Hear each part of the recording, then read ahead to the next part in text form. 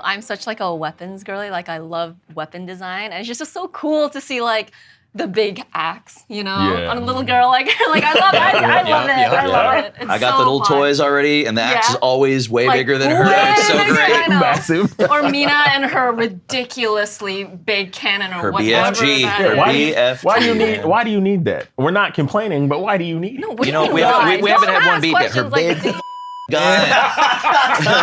gun.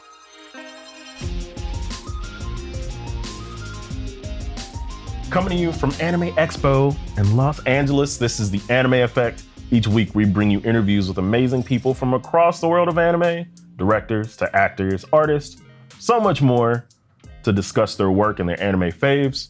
It is pop culture with an anime lens. I'm your host, Lena Lemon. It's your boy, LeAlec Murray, and we are here to see just how powerful the effect of anime really is. So today is a very, very special day because we have not one, but two amazing talents behind the English dub of Kaiju No. 8. We have the English voice for Kafka Hibino, Nazeeh Tarsha. Where? Wait, where? What do you mean, where? What? And we also have the Kaiju No. 8 ADR Director Shawn Gann. Hello, how are y'all doing? As he calls me, Mr. Shawn Gann. Mister. Sir. Mister. Please, may I have another take? Please. So if you guys don't mind. I do. You do mind? Yeah. Okay, well, we'll just skip to the next one. That's it. Leave. Just leave. Please leave. Why don't you guys introduce yourselves a little bit? I know we just introduced yourselves. Sure.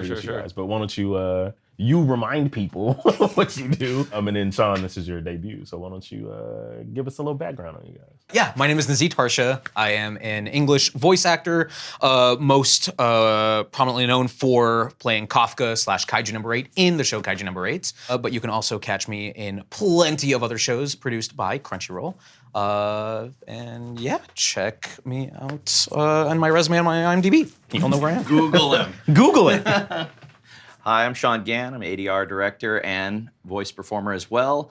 I'm the director of Kaiju No. 8. You can hear me all over the place in one piece. I do a lot of voices too, and I work with Nazeeh all the time. Kaiju's hype, and I hope you watch it. It is hype. Yeah. It's for all of us 30 plus out there. It speaks to Yes. us. Yes. Now, Nazeeh, on the previous episode, we got to get what your gateway is, and we also know that Death Note brought you back into anime. But Shawn, what was your gateway anime, sir? My gateway was Ninja Scroll at too young an age. It's funny. That's not the first time we've heard Right, that, so that's yeah. pretty awesome. So I was watching that, and it was really intriguing, obviously, for a young lad. But as far as anime getting me into the biz, I used to watch Dragon Ball Z with Anthony Bowling and Caitlin Glass in college. We all went to the same school, and Cowboy Bebop was my jam the whole time, literally, and on screen. Wow. Nice. So Nazeeh, previously I wasn't here, but maybe you were, but you talked a little bit on your approach on how to voice Kafka. And so I want to know how that approach changed, how your take on it changed for season 2. No changes. Absolutely none. Perfect, no notes. Perfect, no notes. That's all I needed to do. It's like there is an understanding of greater stakes as the show continues, as recording continues, and it's kind of understanding when to amplify said stakes. But that being said, like the core of the character is still very much the same. He's still a lovable, goofy, silly guy who can get down to business when it needs, when it calls for it. And I think a lot of approaching Kafka as a character is being able to still tap into the whimsy when it's needed and constantly still go back and forth on that. Did we agree to that? He's like, I don't recall that. So I thought we changed. Did you change everything? You changed it all. Look, okay, I've changed ever since Kaiju blew up. Okay. It's like, I wasn't aware of this. This is not what we talked about before. So to piggyback on that, Shawn, what is it like working with Nazeeh and Kaiju No. 8? So what's your different approach to working on the show compared to other stuff? So you better. So when I get a show or when I research a show to begin with, a lot of times the music kind of brings me into it. So I had gotten a little taste of what was going on behind the scenes. I had been reading the manga, so I knew that there was a lot of character development, a lot of interaction, and a lot of bringing up of like friendships and kind of holding each other up. So I wanted a group of people that sounded like they were in the same room together all the time, right? That could bounce off one another, that knew what the other person kind of was thinking. And man, Nazeeh's super hype. He goes from 0 to 11, and you would think that was from a kaiju perspective, just as Kafka. Kafka is really crazy. And having Caitlin Barr and Abigail Blythe, who was at the time kind of new to all this, but I knew of her work in other places, and she was really fantastic. Landon is somebody I've known from other properties that I've worked with him on, and he kind of owns kind of the, the closed-eyed character, and it was just a lot of fun. And Adam MacArthur and I also go a little ways back and have become really good friends through all of this, and to get him onto this property and to have kind of like his everyman sort of feel to what he does and just his good boy nature, and it was fantastic. And I like to get people that just love to come in and play, who are ready to tell good stories, and that's what I do. I like to tell stories. Yeah, I mean, it's you can really tell, especially when we talk to these guys towards the end of season 1. It was like you could tell how strong the chemistry was between you guys. So it's great to hear that you were like, hey, this is a team effort at its core for the show. So we have to execute with the cast. It is. And they all have such fun in there. They make it easy for me. It allows me to play. They're always willing to, pass the baton and try something new. And man, like they all love the story too. That's what's so great. They're all really invested in it. So I'm happy to have them on. Hell yeah. Nice. So, Nazeeh, one thing, or I guess one of the things that fans love about Kafka Hibino is that he is a relatively older protagonist, right? Not saying 30's old. I'm 30, all right? One foot in the grave, all of us. Anime standards, we're already dead. That's crazy. But it's true. By anime standards, a lot of MCs are younger. Yep. So what was your experience like, I guess, voicing for a character like him? It's a wonderful experience being able to just use my voice. I mean, obviously it's all my voice no matter what character I'm doing, but I don't have to like pitch up or, find this like youthful exuberance that doesn't exist within my life anymore. He's dead inside already. I wake up from somewhere. I wake up and my back starts hurting, the knee cracks, and it's like, and you're like, I'm ready for Kafka. I'm taking the knee pain into work. But it is really, really refreshing playing a character that in a lot of ways mirrors my life, and I'm sure a lot of the older audiences, their lives as well. It's like seeing a character introduced that has a regular job, has sort of found this kind of complacency in life and pays bills. Right. Oh my God, I know. Responsibility. It's so relatable because they talk about that in so much animes, right? It's Legitimately. like, sir, where are you getting your money from? Where are you getting this place? How are you paying for this place? Right. With what money? Why are you a child that lives by themselves? Right. Like any sitcom, man. Just the apartment's too huge. Yeah, no, you get a glimpse of Kafka's apartment and you're like, he's like me for real. Right, yeah. Man. So it's interesting, like in some aspect, do you find it more difficult that you're not having to like pitch up to play like somebody younger or to just be like yourself? Do you find that a little more difficult? Not at all. The beauty of characters in general is that, there's always a different aspect of either my personality or my life that I can pull from in order to find that relatability and get it forward. But with a character like Kafka, it legitimately is one of those instances where I don't have to reach deep at all, from our short interactions and my, gremlin energy, I can reach that whimsy very quick. But also when needed, I can get down to business. I can be serious. I can take an interview very seriously and look at the camera. So yeah, it's actually it makes it a lot easier, especially because I can relate to him way more than I do most other characters I play.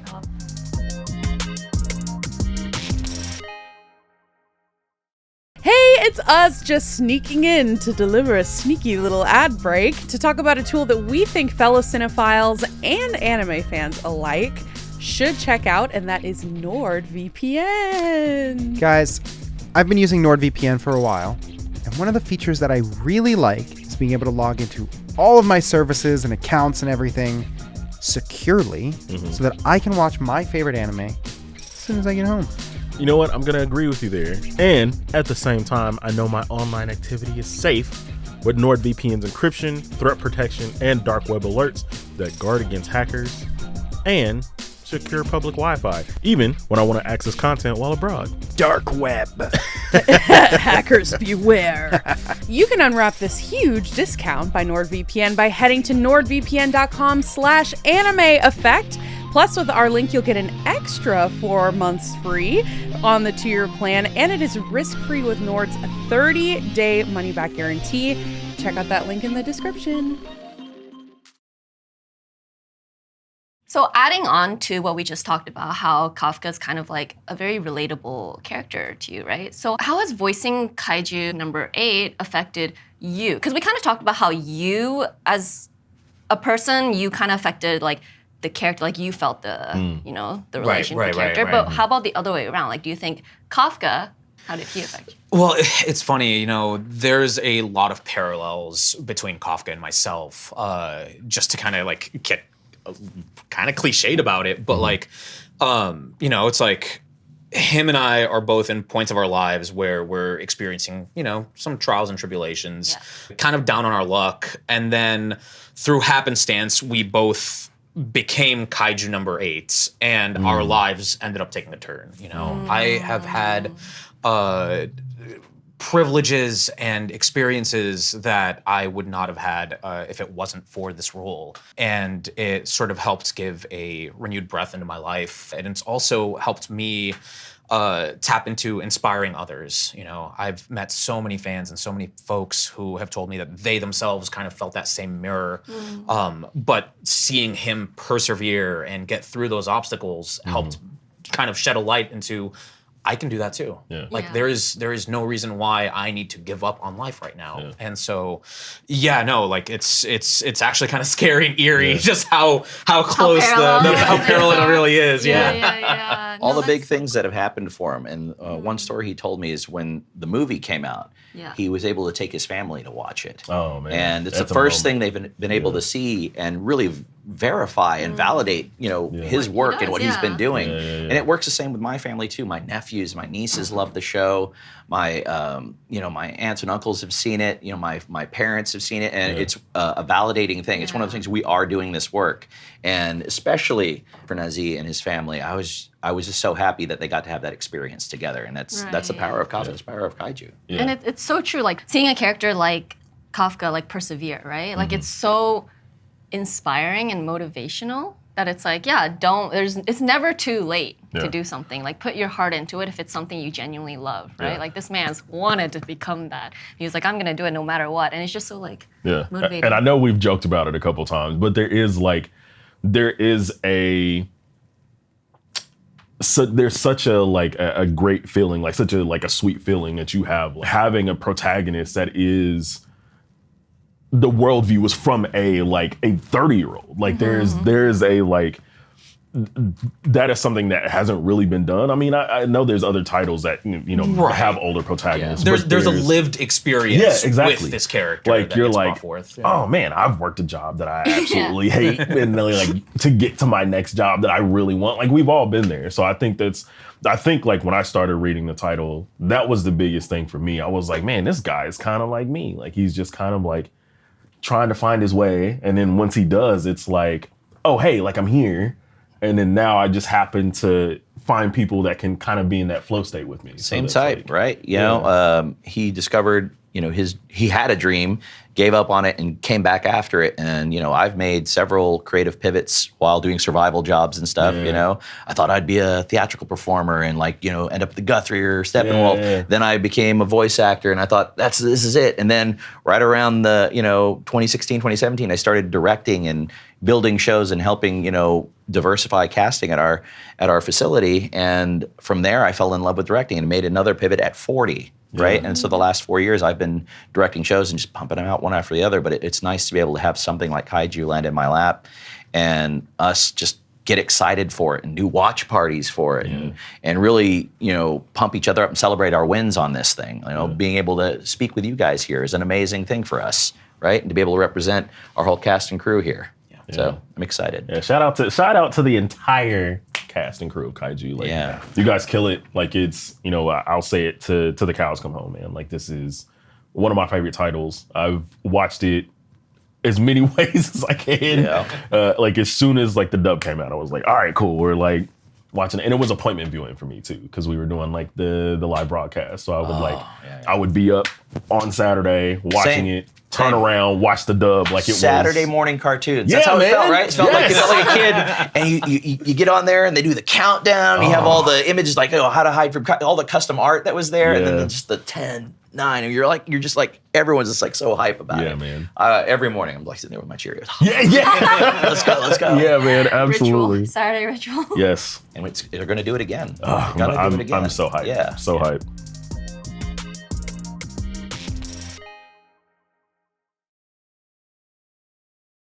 Shaun, we see you around the office. Yes. Every day. That's at right. at home base. Yes. Getting that free lunch. Yeah, there you go.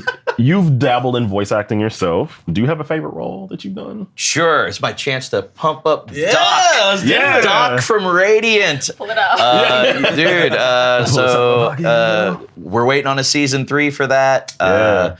Doc is a middle-aged man too, which is crazy. Heck yeah. Tony Valenti, he had a manfra. It got adopted by Japanese studios. It's the first one of its kind, because it came out of Europe. Yeah. Doc has this curse that when he dies, he reincarnates, so he births himself. So I was a middle-aged man, then I was a baby, then I was a kid, then I'm a teen. Sometimes I'm a really old man, sometimes I'm this fantasy character. And the story's really beautiful, it's really colorful. I love Tony Valenti's work. It's my absolute favorite character. And in a way, it's like being with Kafka, because when I picked it up, I was in my 30s also. And he was definitely, sitting around there, maybe even 40 or older. He's dead. Yeah. He has lived the lives of lives. That's crazy.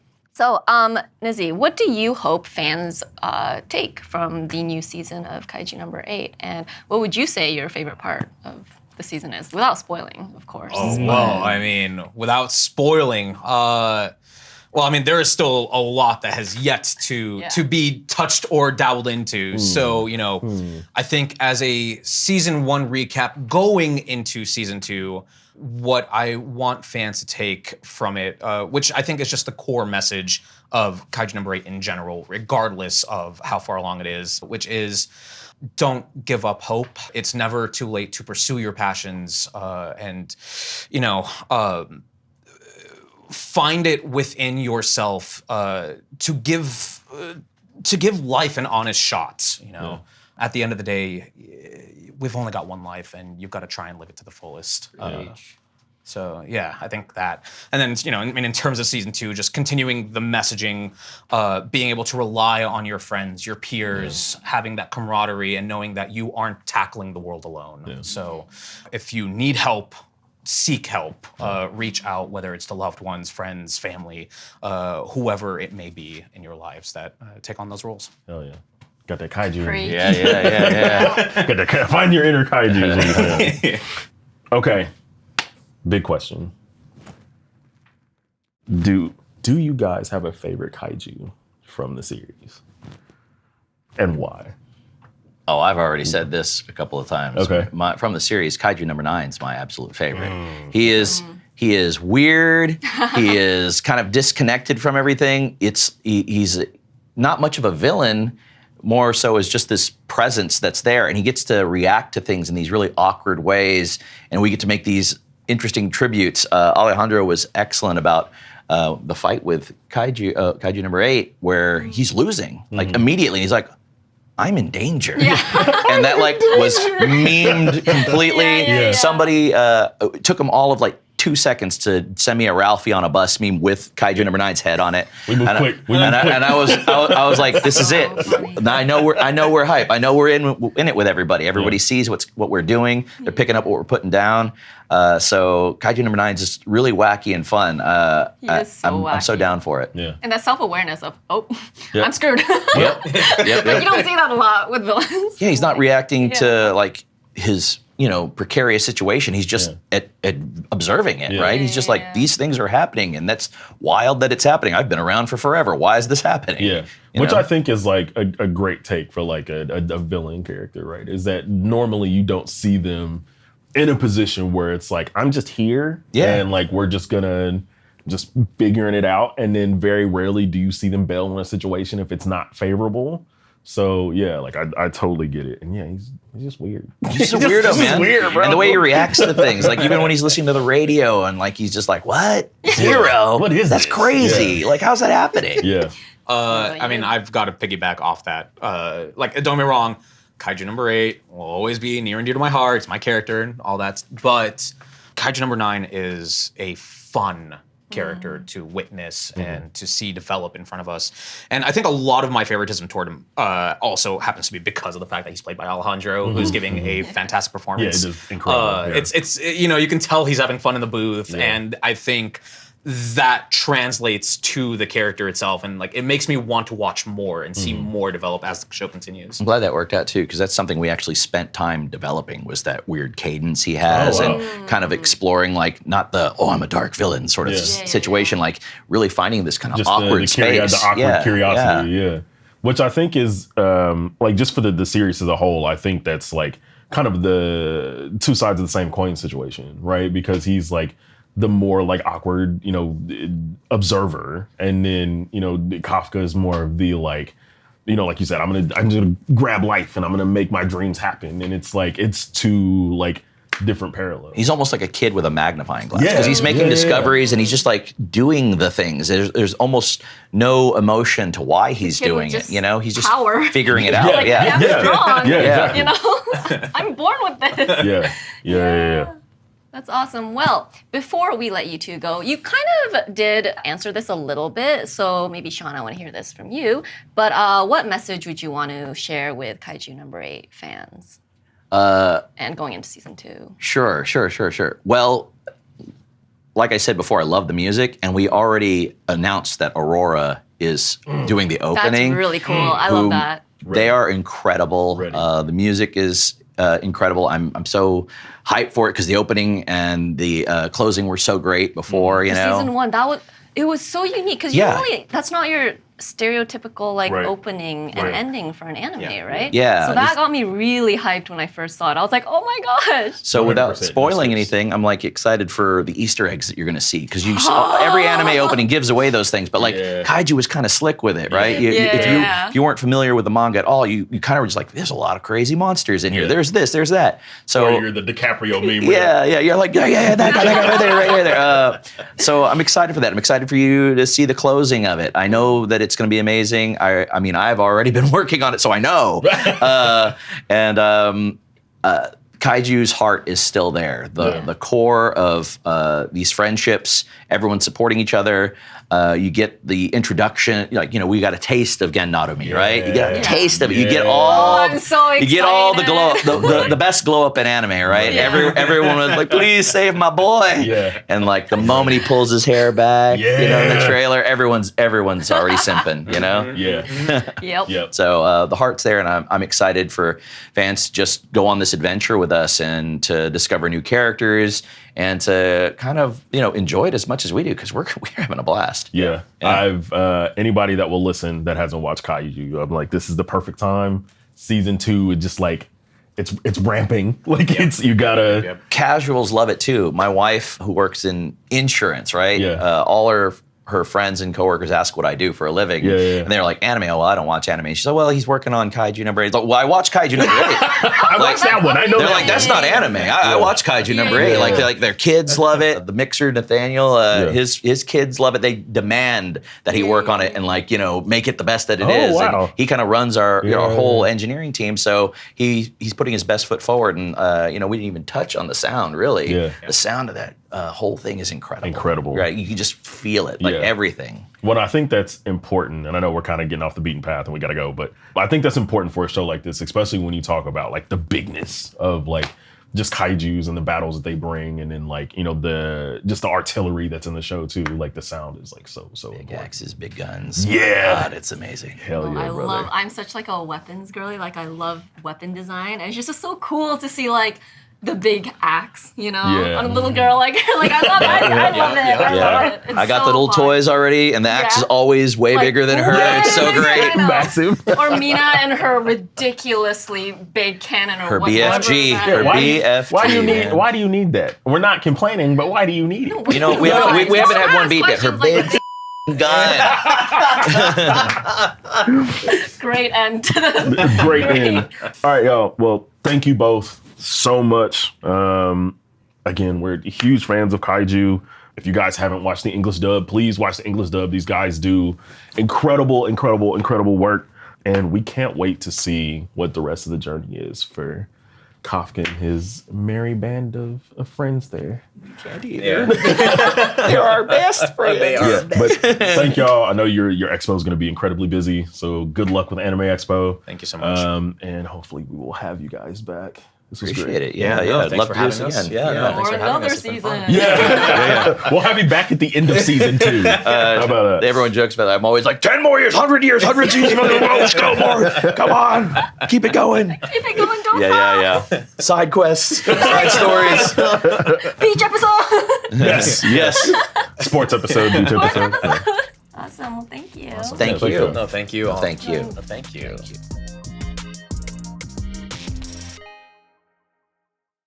Thanks for joining us on another episode of The Anime Effect, brought to you by Crunchyroll and Sony Music Entertainment. Be sure to subscribe so you don't miss any of the other episodes. The Anime Effect is hosted by me, LeAlec Murray, Nicholas Friedman, Leah President, and today, Lena Lemon. We are executive produced by Jonathan Hurst, Joanna Clay, and Nick Friedman. Thank you to our lead producer, Kyla Carnero, our producer, Carla Solorzano, and our associate producer, Zoe Koken. Little Dot Studios recorded and Pixelworks edited the video. Our head of production is Sammy Allison. Special thanks to Tamika Balance Kolasny. We'll be back next week with more anime, of course. And there's nothing you can do about it. A kaiju size nothing this time. Absolutely Nothing. nothing. Later See days, you y'all. then.